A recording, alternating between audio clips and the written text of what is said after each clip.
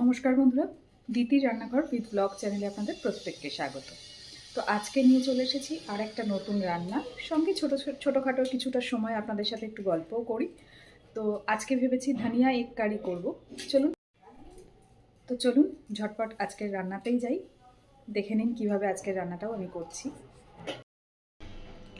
তো এই যে পেঁয়াজ কুচি, কাঁচা লঙ্কা কুচি নিয়ে বাটির মধ্যে, তার মধ্যে দুটো ডিম ভেঙে নিয়েছি। আর এখানে আমি আরেকটা জিনিস দেব। এই যে দেখুন, এখানে রান্নার জন্য একটা মশলা রেডি করেছি। এর মধ্যে নিয়েছি একটা মিডিয়াম সাইজের পেঁয়াজ, কাঁচা লঙ্কা, ধনেপাতা আর বেশ খানিকটা রসুন।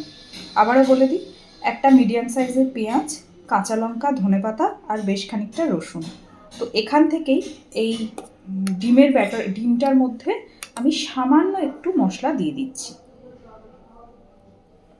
এবার আর একটু লবণ দিয়ে খুব সুন্দর করে এটাকে আগে ফেটিয়ে নেব। তো এইদিকে গ্যাসের ফ্লেম অন করে কড়াই বসিয়ে দিয়েছি আর দিয়ে দিয়েছি একটু তেল। প্রথমেই ডিমটা অমলেট করে নেব, তারপরে রান্না করব।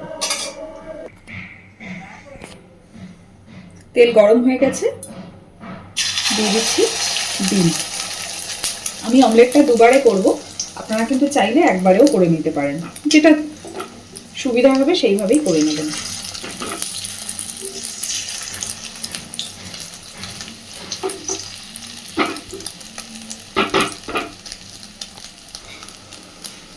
দেখুন, আমি দু পিঠ সুন্দর করে ভেজে নিয়েছি। এই ওয়েদার চেঞ্জে না সবার শরীর খারাপ হচ্ছে। তো এইবার এইটাকে আমি মাঝখান থেকে এরকমভাবে হাফ করে কেটে নেব। তাতে করে একটু ছোট হবে ঠিকই, কিন্তু খেতেও ভালো হবে আর এর ভিতরে সমস্ত মশলাও সুন্দর করে এই হবে। তো এবার চলুন এগুলোকে তুলে নিয়ে বাকি যে অংশটা আছে সেটা দিয়েও অমলেটটা করে নিই। তেল গরম হয়ে গেছে। অমলেটগুলো করে নেওয়ার পরে কড়াইতে আবার তেল দিয়েছি, দিয়ে তেলটা ভালোভাবে গরম করে নিয়েছি। এইবার এর মধ্যে দিয়ে দিচ্ছি, এইভাবে আমি আলু আর ফুলকপি কেটে ধুয়ে পরিষ্কার করে নিয়েছি। আলু আর ফুলকপি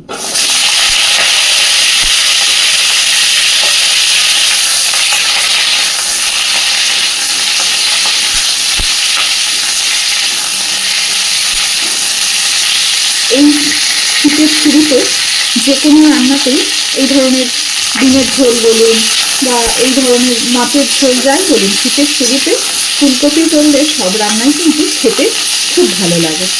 আর বিশেষ করে ফুলকপি সবজিটা আমি নিজে খুব পছন্দ করি ব্যক্তিগতভাবে।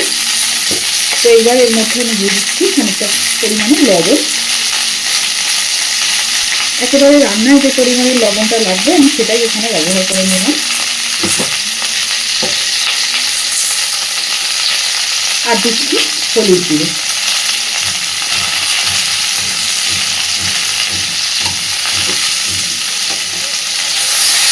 ভালোভাবে নাড়াচাড়া করে একটু ঢাকা দিয়ে দেবো। কপি আর আলুটাকে ঢাকা দিয়ে মোটামুটি মিনিট পাঁচেক সময় নিয়ে একটু ভেজে নেব। তাতে করে তাড়াতাড়ি মজেও যাবে, ভাজাটাও সুন্দর হবে।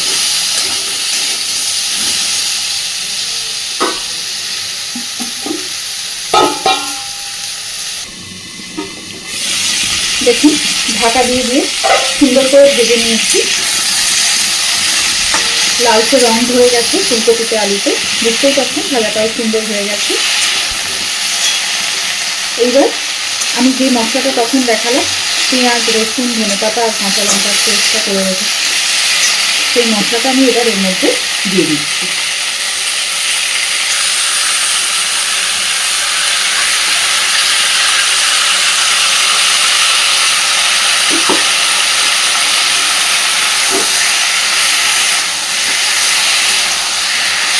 সুন্দরভাবে কষাতে থাকবো।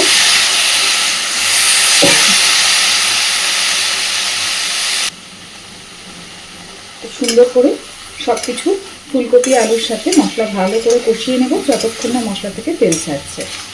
আর আমি কিন্তু এখানে আদা ব্যবহার করিনি, কিন্তু আপনারা চাইলে আদা দিতেই পারেন।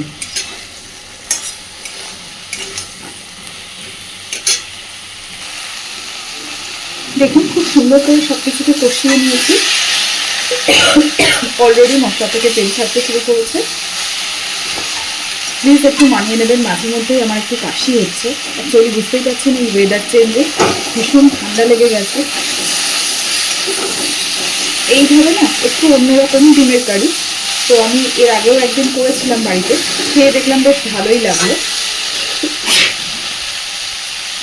তাই জন্যই ভাবলাম আজকে আবার আপনাদের সাথে একটু শেয়ার করি। মশলা খুব সুন্দর করে কষে নিয়েছি। এবার মিক্সির বাটিটা ধুয়ে জলটা এখানে দিয়ে দিই।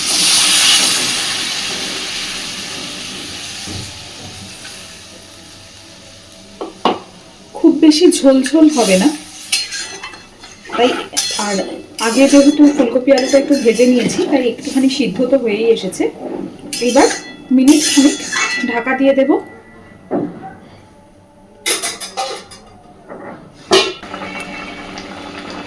দেখুন খুব সুন্দরভাবে ফুটতে শুরু করেছে। আমি এইভাবেই আরও খানিকক্ষণ ফুটিয়ে মোটামুটি ফুলকপি আলু পুরোপুরি সিদ্ধ হয়ে যাবে আর জলটাও কিছুটা শুকিয়ে যাবে, সেই পর্যায় পর্যন্ত ভালো করে ফুটিয়ে নেব। সব কিছু সুন্দর সিদ্ধ হয়ে গেছে, জলটাও অনেকটা শুকিয়ে গেছে। এই পর্যায়ে আমি ভেজে রাখা অমলেটগুলো সব দিয়ে দিচ্ছি এর মধ্যে। অমলেটগুলো দেওয়ার পরে খুব বেশিক্ষণ আর জাল দেওয়ার প্রয়োজন নেই।